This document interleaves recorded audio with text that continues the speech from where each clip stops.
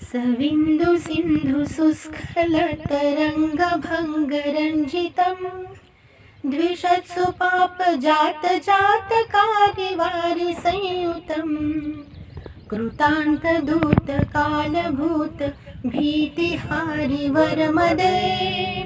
त्वदीयपादपङ्कजं नमामि देवि नर्मदे त्वदीयपादपङ्कजं नमामि देवि नर्मदे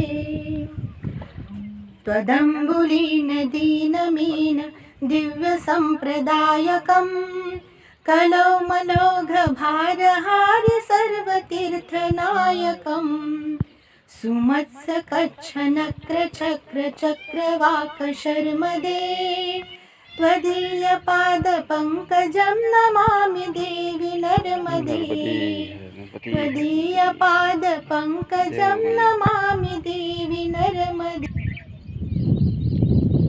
सुबह का एकदम पावन दृश्य, मैया के दर्शन। मैया के दर्शन कभी भी करो तो आनंद आ जाता है, मगर प्रातःकालीन दर्शन इतना आनंददायक होता है कि अंदर आत्मा तक को प्रसन्नता आनंद से भर देता है। मैं कई बार सोचा करता हूँ जब से परिक्रमा में आया हूँ कि ऐसा क्या है मैया के जल में, मैया के तट में, मैया के किनारे, जो मन को, आत्मा को इतना आनंद देता है, इतना सुंदर, गदगद करने वाला।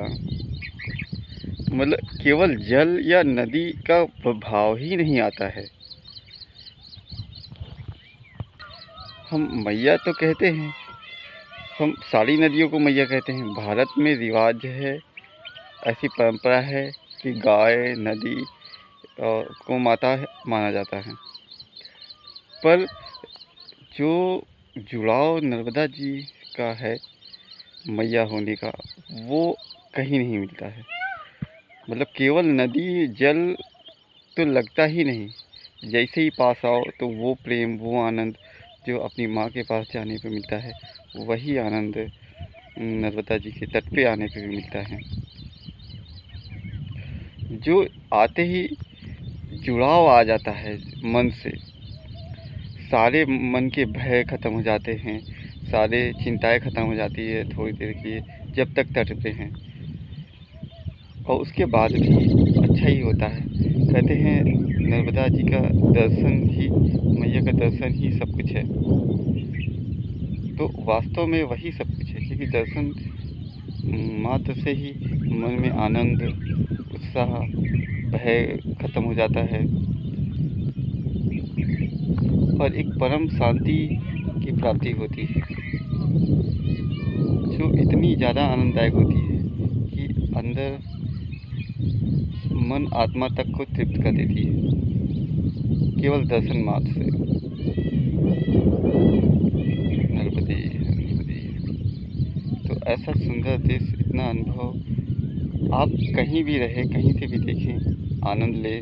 मगर जब कभी आपको अवसर पड़े तो आप मैया के तट पे कहीं भी आइए और इस बात का आप भी अनुभव करिए कि ये वास्तव में ऐसा है क्यों, कि आप जैसे ही मैया के पास आ जाते हैं तुरंत ही एक आनंद की अनुभूति होने लगती है, प्रसन्नता छाने लगती है, मन में शांति आने लगती है, सारी दुख चिंताएं ख़त्म होने लगती है।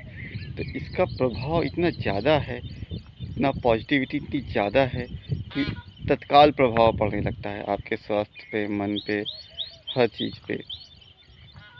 इसीलिए इस कलयुग में इस समय नर्मदा जी का इतना ज़्यादा महत्व है।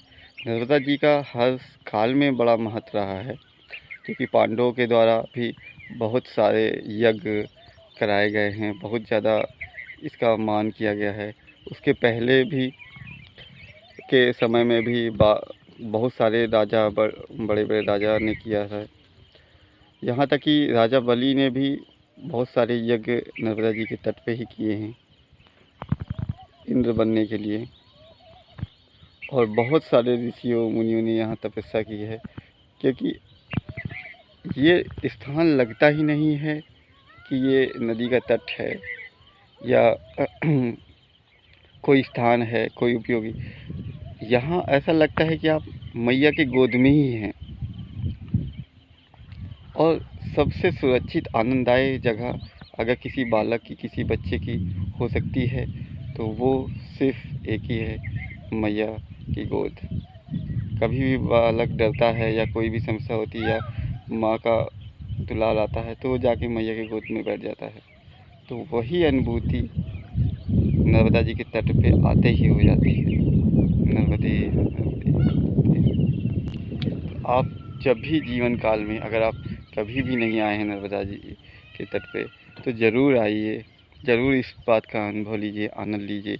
और जो लोग आए हैं, जो जानते हैं, जो परिक्रमा किए हैं, जो इनके महत्व को समझते हैं, वो अच्छी तरीके से जानते हैं, अच्छे से समझते हैं। इसीलिए एक बार जिसने नर्मदा जी से जुड़ गए, मैया से जुड़ गए हैं, वो जीवन काल के लिए जुड़ जाते हैं। इसीलिए कहा जाता है नर्मदे हर जीवन भर, जीवन भर। क्योंकि एक बार जिसने नर्मदे हर कर लिया तो वो अब जीवन भर नर्मदे हर ही करता रहेगा, क्योंकि वो जुड़ जा गया है मैया से। एक बार नर्मदा जी को जिसने भी अपनी मैया मान लिया तो वो नर्मदा जी उसको अपना बालक हमेशा के लिए मान लेती हैं और हमेशा ही वो उसका ध्यान रखती हैं। इसीलिए कहते हैं नर्मदे हर जीवन भर, नर्मदे हर, नर्मदे नर्मदे हर, नर्मदे हर, नर्मदे हर, नर्मदे हर, नर्मदे हर, नर्मदे हर, नर्मदे। जब हम ओमकारेश्वर से या अमरकंटक से उठाते हैं परिक्रमा, उसके आगे के बारे में बताता हूँ। मैंने ओमकारेश्वर से परिक्रमा उठाई तो वहाँ पे ममलेश्वर मंदिर के पास गोमुख है। वहाँ गोमुख में जल निकलता है, वहाँ से जल लेते हैं और फिर आप स्वयं या पंडितों के द्वारा वहाँ पूजा कराते हैं और वही जल लेके हम चलते हैं। वो मैया का प्रतीक रूप में जल होता है। सब जगह मैया के दर्शन नहीं हो पाते हैं या एक नियम होता है कि सुबह शाम आरती पूजा करने का, तो हम उसी जल की आरती करते हैं, उसी की पूजा करते हैं। और जो छड़ी होती है उसे हम अपना साथी समझते हैं, परिक्रमा में वो साथी होता है, तो हम उसकी भी पूजा करते हैं। और ऐसा हमसे कहा भी गया कि ये छड़ी जो है उसकी पूजा करनी है जल के साथ ही।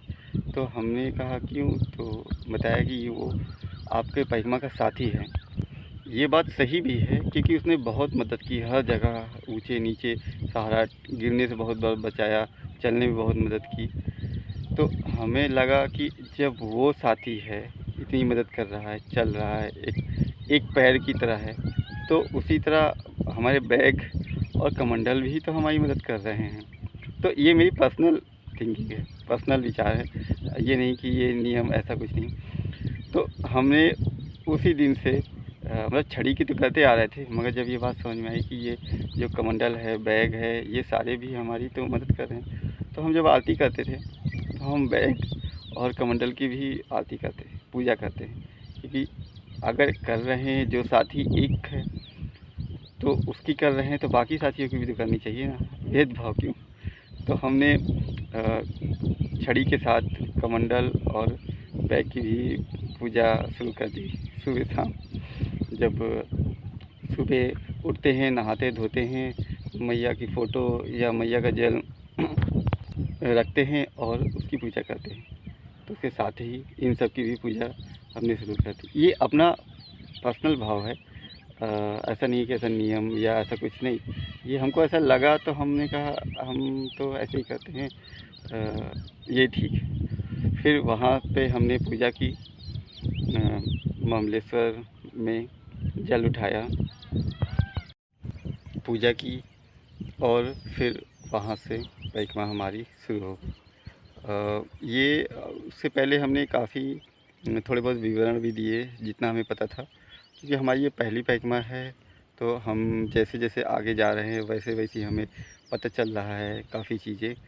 और ज़्यादा जानकारी नहीं थी, मगर अब धीरे-धीरे जैसे मैया से जुड़ते जा रहे हैं लोग, मिलते जाते हैं, बताते जाते हैं, तो हमें भी ऐसे ही मालूम चल पा रहा है।